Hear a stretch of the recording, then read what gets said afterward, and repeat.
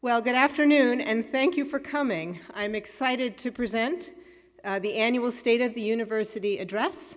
And following the address, there will be a picnic lunch on the Roosevelt Quad, rain or shine.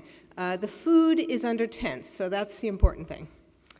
So I want to begin by welcoming the 35 new full-time faculty who've joined the Hofstra community in the last year. 22 are tenure system faculty, 3 are clinical faculty, and 10 are specials or visiting faculty.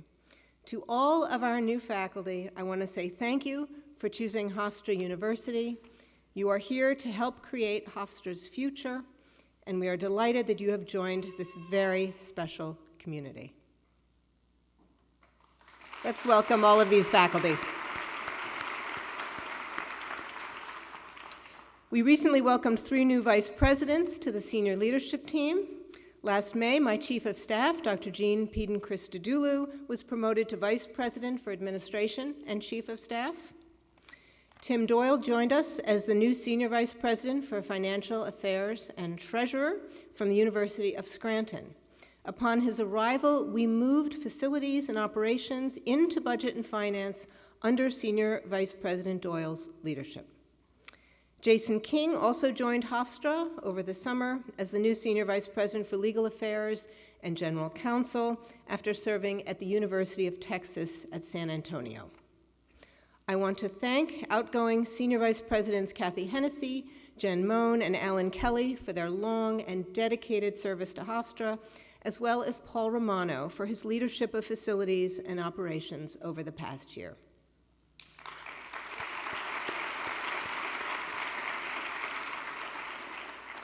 We welcome Dr. Christy Lowenstein as the new dean of the Hofstra Northwell School of Nursing and Physician Assistant Studies. Dr. Lowenstein most recently served as interim dean and before that deputy chief nursing officer at South Oaks Hospital. Provost Reardon recently appointed 4 new academic leaders. Dr. Jonathan Miles Watson serves as vice provost for graduate studies and professional programs. Dr. Colleen Fitzgerald is the inaugural Senior Vice President for Research and Creative Activity. Dr. Mitch Case became Executive Director of the Center for Excellence in Learning, Teaching, and Assessment. And Christine Cotton joined us as Senior Director of Continuing Education. Let's welcome these leaders to Hofstra. And this past year, 2 alumni joined the Hofstra Board of Trustees, Ed Watson and Tracy Ant. Mr. Watson earned his MBA from the Frank G. Zarb School of Business. He's a founding partner at Newbridge Consulting Group and remains actively involved with the Zarb School. Ms. Ant earned an undergraduate degree in finance from the Zarb School and was a student athlete on the women's basketball team. She currently serves as head of middle and large business at the Hartford. Now I would like to highlight 3 major achievements of Hofstra over the past year. First, we received R2 designation from the Carnegie Classification of Institutions of Higher Education. Hofstra is now classified as a high research university in recognition of the faculty's growing research activity and institutional impact. This national recognition opens the door to greater opportunities in funded research and innovation. Second, we rolled out a refreshed brand identity last spring, including a newly designed logo for the university and an updated visual identity for athletics. The rebrand features a redesigned website that was recently launched and updated signage across campus, which you will start to see soon. A huge thank you to Vice President Terry Coniglio and her team for their hard work and creativity in bringing this vision to life.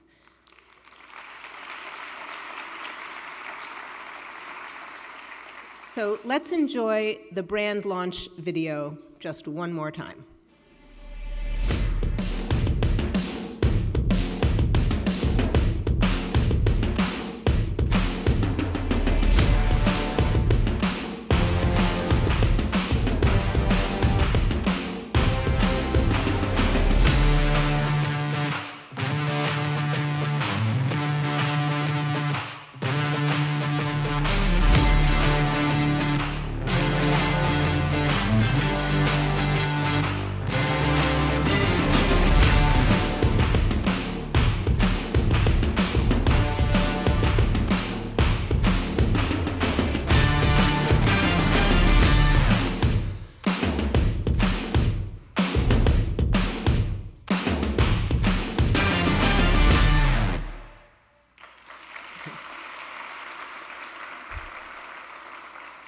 And those 5 words were our core values. I'm sure you all know that.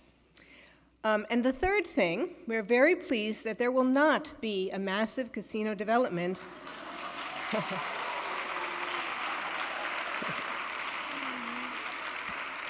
across the street from Hofstra due to the withdrawal of the Las Vegas Sands casino proposal. Hofstra stood firmly against this project for years, including winning a lawsuit and subsequent skirmishes, and we can now look ahead with hope and expectation that a more community-minded and sustainable development will be built in the Nassau Coliseum, to which we would be excited to contribute.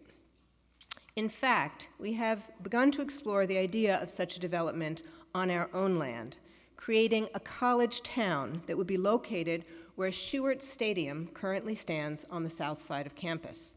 The idea is to build a new lacrosse stadium and associated support facilities on the north side of campus, closer to the MAC Arena and the rest of Hofstra's athletics facilities, and then take down the stadium and use that 15 or so acres of property owned by Hofstra to develop a mixed-use walkable area with the amenities of a small village.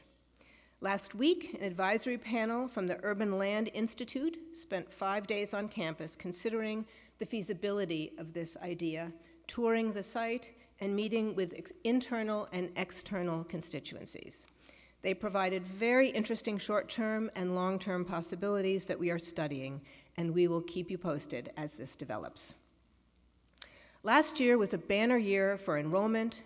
We enrolled 1,754 new first-year students. This was a fitting prelude to this year, the first official year of what has become known as the enrollment cliff, the year that the number of high school graduates in the United States will begin to fall and continue falling over the coming decades. So it is not a surprise that the first-year enrollment decreased from last year. These numbers you're about to see are not final, but right now it looks like we have approximately 1,620 new first-year undergraduate students and almost 200 new transfers. Final numbers are determined at census, which is in a couple of weeks. These are very strong enrollment numbers, still well above pre-COVID enrollment. And here are some statistics about our new first-year class. 62% of new students self-identify as students of color. That's the yellow line, and that's a new high.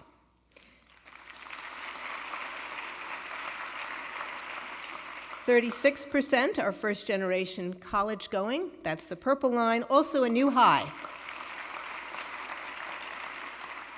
33% are Pell eligible, that's the gray line, and 32% are from out of state, that's the blue line. Okay, let's hear it from our out-of-state students. And 3 are international students, that's the bottom line, that's green. Again this year, I can report that we will reach a new record high for Hofstra in student retention. 86% of fall 2024 first-year students returned this fall, marking another year with the best retention rate Hofstra has ever had. Now, that doesn't happen on its own. It's because so many people across campus have gone above and beyond to help support Hofstra students. I thank all of you for making this possible. And there is more good news. This year, the 4-year graduation rate is expected to be 62%, another record for Hofstra. You can see this on the slide. It was the fall 2021, which is the bottom line, cohort, and those are the 4-year graduates from last spring and actually through the summer. As classes with increased retention reach their 4- and 6-year graduation, we expect, of course, for the 6-year rate to increase as well. So now I will spend a few minutes reviewing some of the accomplishments of our faculty, staff, and students, along with other highlights of this past academic year. Alvaro Enrique's book, You Dreamed of Empires, was recognized by the New York Times as one of the top 10 books of the year. Kelly McMaster's 2 memoirs, Welcome to Shirley and The Leaving Season, were highlighted by the Poynter Institute, and this year she will be an instructor in Poynter's first ever memoir workshop called Mining for Memoir. We might want to hold our applause to the end because we have a lot of accomplishments here to cover. Miguel Angel Zapata received the prestigious Jose Marie Aguirre Medal, recognizing him as a prominent voice in contemporary Spanish-American poetry. William Heiser participated in a week-long medical mission in Ecuador with Northwell's Center for Global Health, where the team performed and operated for underserved communities. Joe Bartolotta and colleagues won the Conference on College Competition and Communications Technical, Scientific, and Medical Communication Award for their article on COVID communication in the Navajo Nation, published in Global Rhetorics of Science. Ronald Amelia was honored with the Outstanding Adjunct Teaching Award by the American Chemical Society, recognizing his outstanding teaching, research, and inspirational leadership to undergraduate students. Ted Siegel was named Educator of the Year by the Long Island branch of the American Society of Civil Engineers, honoring his contributions to civil engineering and the local community. Matthew Fisher received the Dorothy Cullata Tracy Young Investigator Award. The award honors emerging leaders in cancer research. Anna Len received the Tracy Sawyers Public Relations Award by the American Physical Therapy Association of New York. Diane Hodson contributed to the creative team behind Hysterical, a podcast named a finalist for the Pulitzer Prize in audio reporting. Dr. Krishnan Pillai Pakamnath received the Tech Teacher Award at the Long Island Summit Awards. Irma Hidayana was honored with a Digital Health Award for her breastfeeding advocacy efforts in Indonesia. The Middlebury Breadloaf School of English honored Cindy Rosenthal as the recipient of the inaugural 2025 Kaufman Fellowship Award, recognizing her contributions as a co-founder of that acting ensemble. We also celebrate faculty who published books and engaged in other significant creative activity this past year. Let's congratulate all of these faculty on their achievements.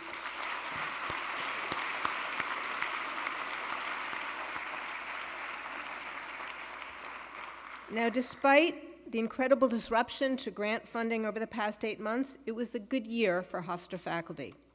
Dr. Krishnan Pillai Pakamnath and the Fred DeMatteis School of Engineering and Applied Science were awarded a $273,000 grant from the National Science Foundation for expanding the undergraduate AI talent pipeline by democratizing access to instructional capabilities across institutions of higher education. Dr. Elliot Williamsteyer was awarded a $199,000 grant from NSF to support his work on overcoming the computational challenges involved in optimizing the configuration of programmable metamaterials. Dr. Paul Yang was awarded a $247,000 grant from NSF to support his project to develop predictive tools that combine machine learning with quantum simulations to discover new electronic phases of matter. Dr. Angel Pineda was awarded a $320,000 grant from the National Institutes of Health to support his work on accelerating the time required for MRI scans while optimizing the efficacy of image quality. Dr. Sarah Gossin is the recipient of a subaward of $50,000 from the University of Maryland, Baltimore County in support of the project Gravitational Wave Signatures of Massive Black Hole Formation. Dr. Jace Bernhardt was awarded $135,000 from the New York Sea Grant to develop a community-focused coastal science curriculum covering regional coastal zones and communities. Dr. Carolyn Dudek received the Jean Monnet Chair grant of 60,000 euros from the EU's Erasmus Plus program to expand research, teaching, and course development in the European Union. And Sasha Giordano and the Hofstra Museum of Art received a $15,000 grant from the New York Community Trust to support its award-winning program, Art Travelers Through Time. Let's give a round of applause for these researchers.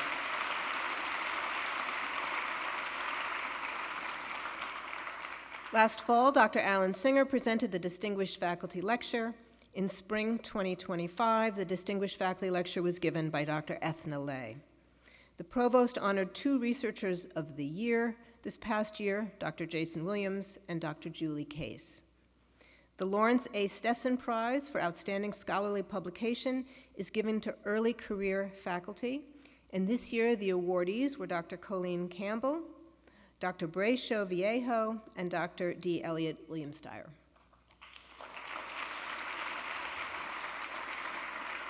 Hofstra's Mentor of the Year award went to two outstanding faculty members this year, Christopher Dipple and Dr. Jian-Shen Shan. Now, as usual, Hofstra students were busy excelling in many ways as well last year. I want to congratulate SGA President Evelyn Quayle, who we heard from, and Vice President Deja Young, and all newly elected members of the 90th SGA Senate. Last year, student government had many initiatives, including increased support for student clubs and organizations, advising campus renovations in the library and Hofstra USA, and hosting the first ever Keep Hofstra Beautiful Week. So we're looking forward to all that they're going to do this year. Mei Li Han, class of 2026, a double major in sustainability and music business, received the Gilman International Scholarship to study this fall in Scotland at the Edinburgh Napier University. Brianna Sykes, class of 2027, received a critical language scholarship from the U.S. Department of State to study Japanese this past summer. Civil engineering students Patrick Havers and Evie Sylvia, both members of the class of 2028, joined the Engineers in Action Bridge program in Eswatini, South Africa this past summer, working on sustainable bridge projects to support underserved communities. Hofstra Law hosted the 4th National Legal Innovation Tournament. The winning interdisciplinary team included third-year law students and legal tech fellows Nigeli Smith-Ortiz and Andrew DiGiorgio, and computer science student Zuhair Sayed. At the 2025 College Cheerleading and Dance National Championships, the Hofstra dance team were national champions in Division I Jazz and Division I Game Day, and placed second in Division I Pom. The cheerleading team also achieved milestones, earning third place in large co-ed Division I Game Day.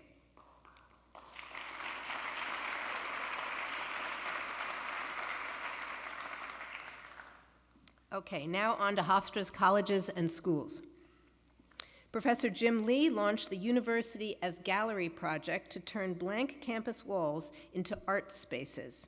The first exhibit, Body Language, featured student work from fine arts classes put on display in the Axon Library. The Department of Physics and Astronomy installed a 20-inch mounted telescope on the rooftop of its observatory.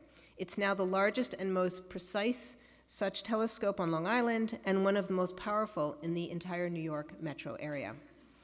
The music business program was once again recognized as one of the best in the nation by Billboard magazine, marking the 6th time since 2016 that it has received this honor.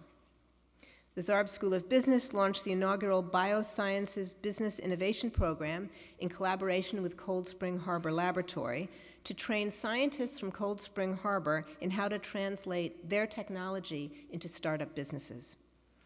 The online MBA program climbed to 9th place in the Poets and Quants rankings and rose 15 spots to number 14 in the 2025 U.S. News and World Report rankings. The school was once again recognized by the Princeton Review as one of the nation's top business schools.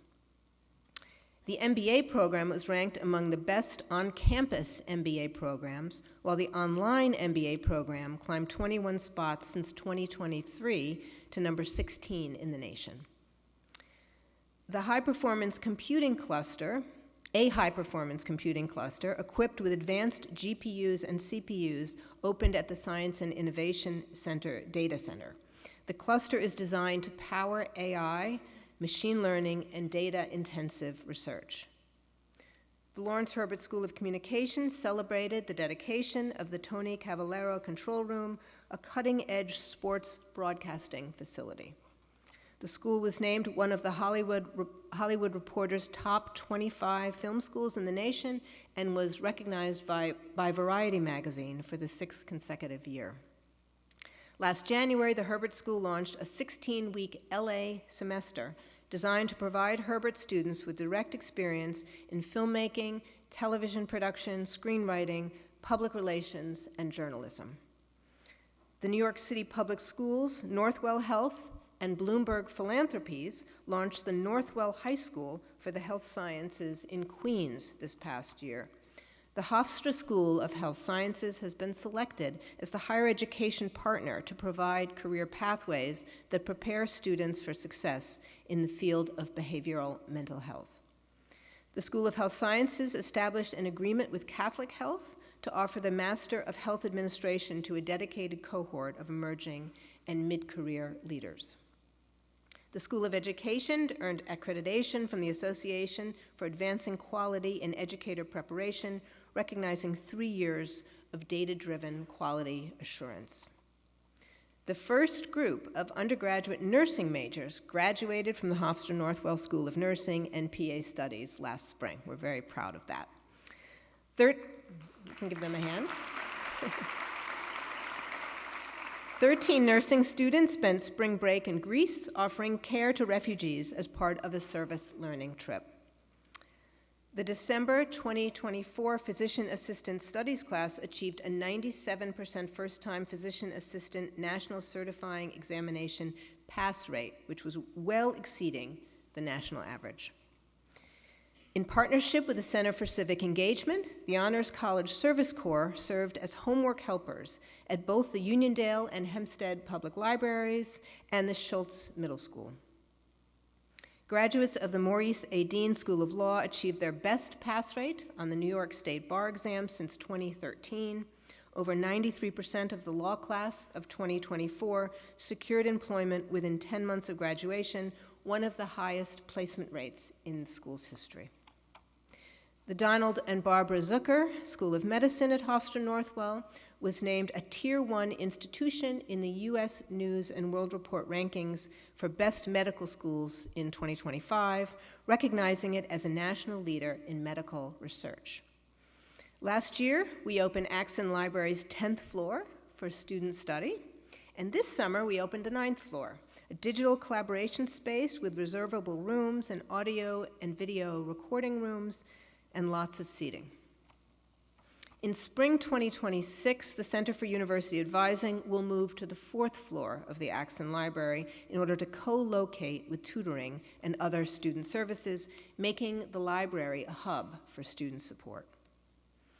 The Office of Equity and Inclusion continues to grow partnerships with local school districts. Last spring, we welcomed Westbury High School's 9th graders for Dream, Discover, Do, College and Career Exploration Day. 6 Hofstra faculty members received micro-grant awards that promote new initiatives for professional and institutional growth from the Office of Equity and Inclusion.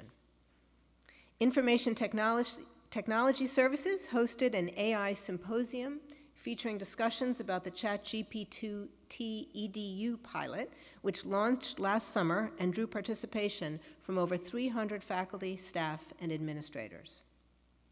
Hofstra was named an early voting site for the 2024 presidential primary election, the only college campus on Long Island to do so, and we earned 2 special recognitions: Most Engaged Campus for College Student Voting and Voter-Friendly Campus.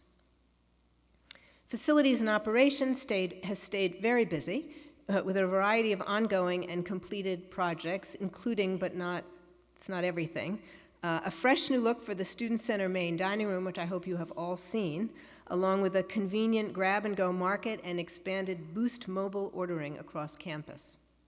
There's a new multi-sport court open near Hoff USA and the Wellness Center. A dance and Pilates studio moved from the School of Communication, we don't know what it was doing there, to Calkins Hall. Goodhart and Fortunoff theaters are being renovated with improved accessibility. Goodhart is open and of course currently hosting the Presidential Symposium. I hope everybody's seen it. It's been transformed. And Monroe, the Fortunoff Theater, will open in October. A permanent campus accessibility committee was formed to make recommendations for accessibility upgrades. We followed through on many of their recommendations, including adding 3 accessible bathrooms in the Stuyvesant Residence Hall, renovations to the dining hall, Goodhart, and soon Monroe, that include accessibility upgrades, and retrofitting the south entrance door of the Unispan to make it accessible. We have renumbered parking lots on campus, and public safety has begun enforcing parking this semester. Now you must register your car if you want to park on campus as a resident, a commuter student, or an employee. And you must park in an appropriately designated lot. Resident students living on the North Campus are no longer allowed to park on the South Campus between 8 a.m. and 6 p.m. And this is just the beginning of changes to parking as we try to green the South Campus and make it more friendly for pedestrians. There is more coming, I assure you. The campus welcomed Mac, and you know who he's named after, I'm sure, an Australian Labradoodle. He's our first ever campus community resource dog. The Office of Financial Affairs, in partnership with the General Counsel's Office, have kicked off an initiative to improve how we handle contracts. That includes streamlining the process and bringing everything into a centralized system. They are also working on transforming accounts payable to make purchasing, invoicing, and payments more efficient and easier to track.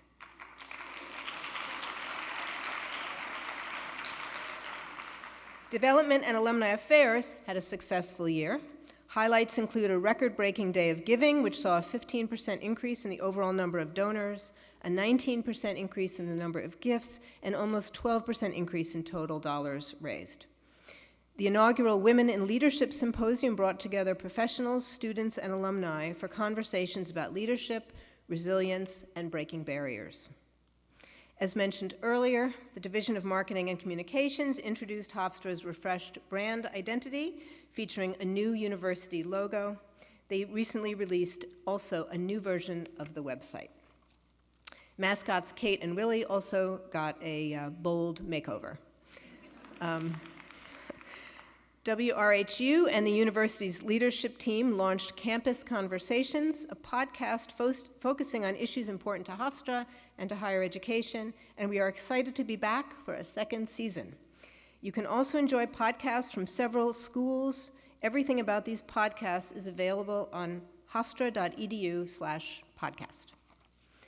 Marketing and Communications is leading also a campus signage update. Soon you will see the big blue building and wayfinding signs coming down and replaced by smaller, less obtrusive versions. And what you are looking here are mock-ups. They're not exactly what we're getting, but close. The Office of General Counsel is working to delegate authority to division leaders. This approach aims to decentralize some signature authority in order to enhance operational efficiency, empower leaders to take ownership of their respective areas, and shorten the time it takes, again, to process contracts. The men's soccer team made history, capturing their 4th straight CAA championship, a first in the league's history. Are they here? Hofstra student athletes continue to excel in the classroom and in service to the community. They set a Hofstra record of a combined GPA of 3.59 during the spring 2025 semester. Hofstra student athletes led the conference, the CAA conference, with 8 academic awards. No other school in the conference had more than 2. And this included the highest collective grade point average.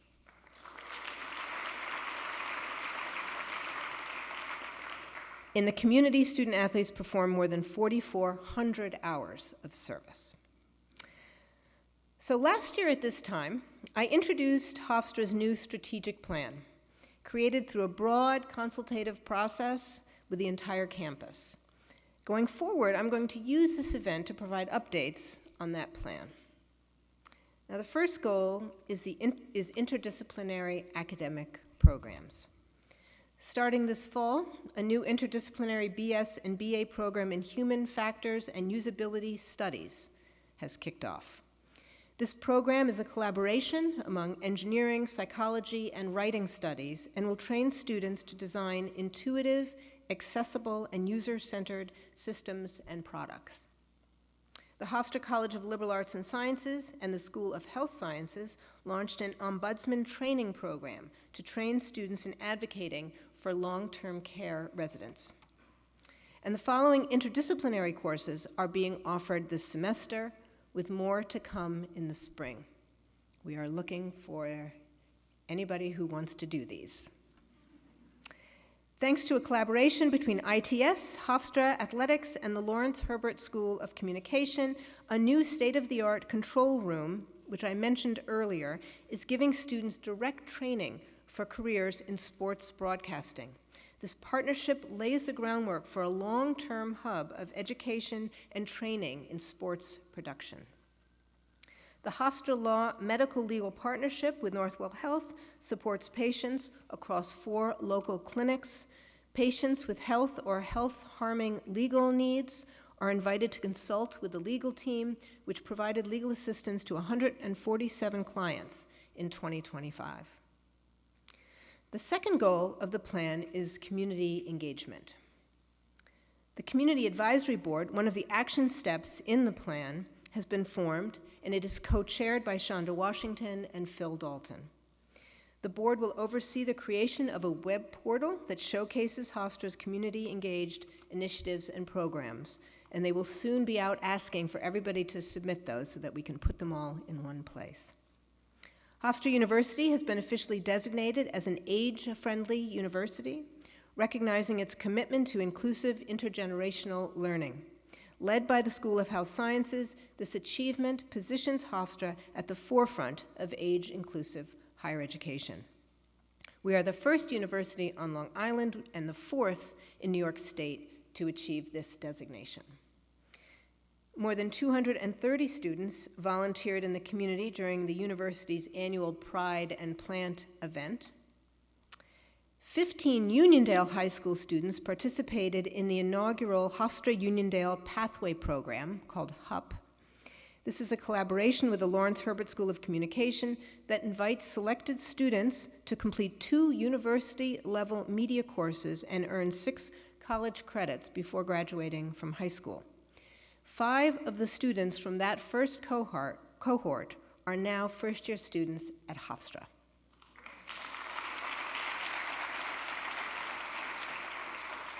Hofstra and the Village of Hempstead united for the annual parade and ceremony honoring Dr. Martin Luther King Jr. The parade marched from the Hempstead Village Hall to Hofstra's campus, where we held a day of programming honoring MLK. Service Week, held during spring break, debuted a program where Hofstra students volunteered with the Shinnecock Indian Nation in Southampton. The Museum of Art collaborated with Uniondale High School this spring for its first inaugural Student Art Representatives program. PA students from the School of Nursing and PA Studies joined Global Medical Brigades on a service trip to Guatemala, where they worked with local professionals to provide care, education, and support to communities with limited healthcare access. The third goal of the plan is student success, and I've already mentioned the increased retention and graduation rates.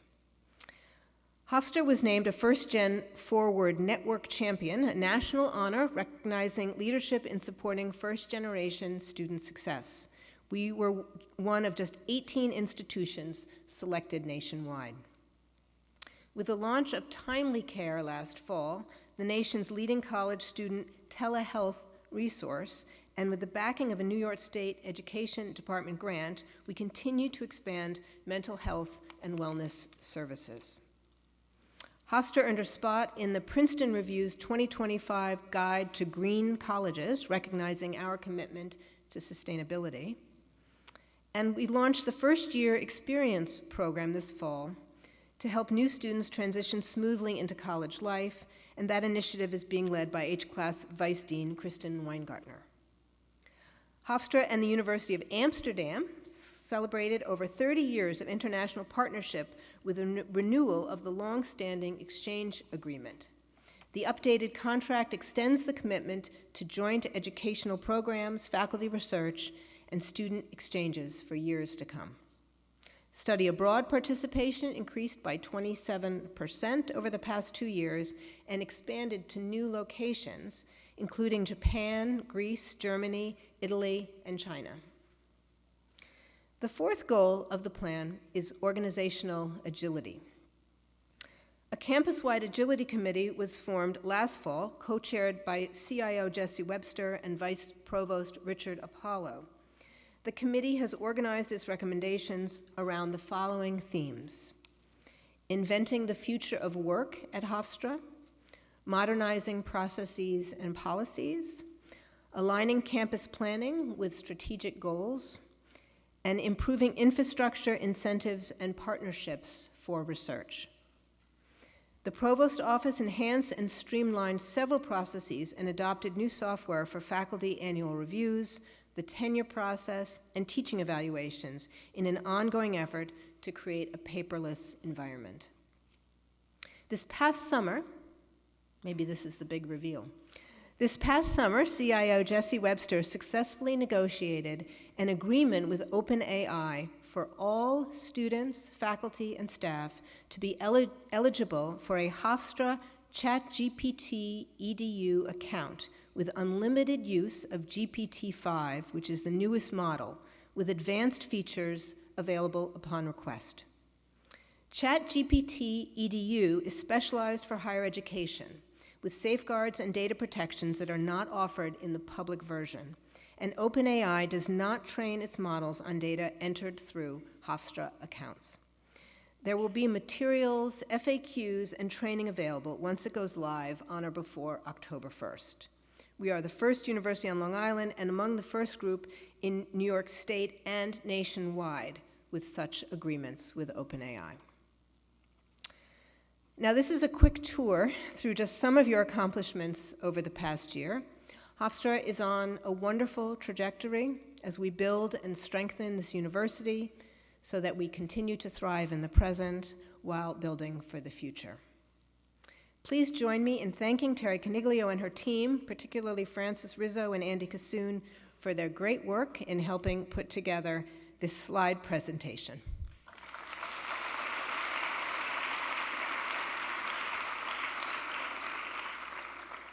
So in conclusion, I want to say that, as you all know, higher education is currently facing many challenges: political uncertainty, uncertainty in the economy, and a downturn in the number of high school graduates across the United States.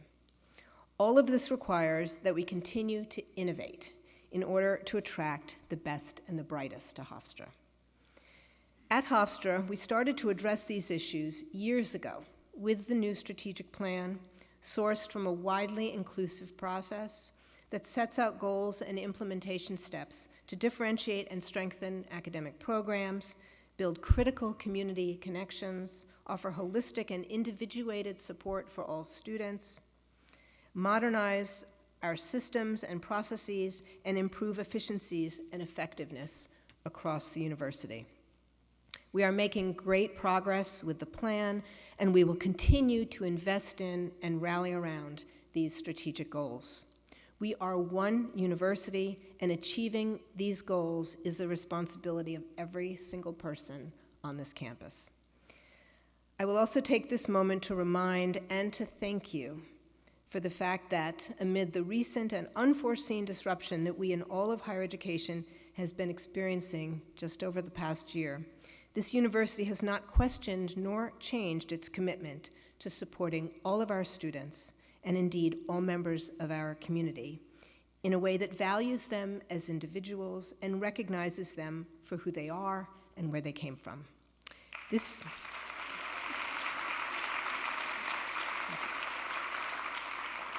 is one of the hallmarks of a Hofstra education, and we remain entirely committed to it. At Hofstra, we continue to believe that diversity can flourish within a community of mutual trust and respect, a community that celebrates our differences as important and, as in the words of this week's symposium, a thing of beauty. Thank you, and now to lunch.